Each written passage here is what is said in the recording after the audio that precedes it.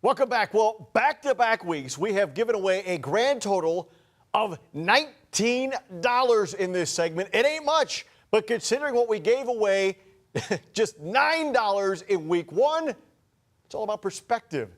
This week, we try to give away enough to actually fill a gas tank for the trip home. It is the Southwyck Lanes Bowling Challenge. Yes, Timothy Brown is the contender this week. Timothy Brown's been here before, so we know he can bowl. The pot is up to 144. Got to hit 3 strikes in a row. Here's the first one.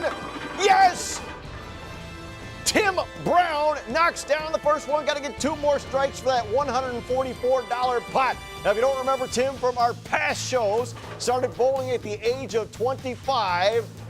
His hobbies, bowling, we're very familiar with that. But he also does golfing, biking, and he makes T-shirts. Okay, we'll take that. Here we go. This will be ball number 2. Got to get 3 in a row. Got the first one. Here's the second one.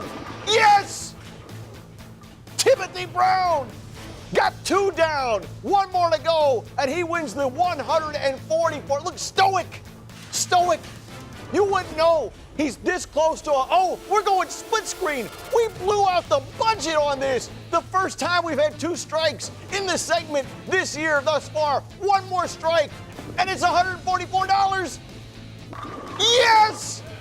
The turkey, not Tim Brown. That's the phrase when you get 3 strikes in a row. Worth $144. Steve Rockowitz, he's got to be elated.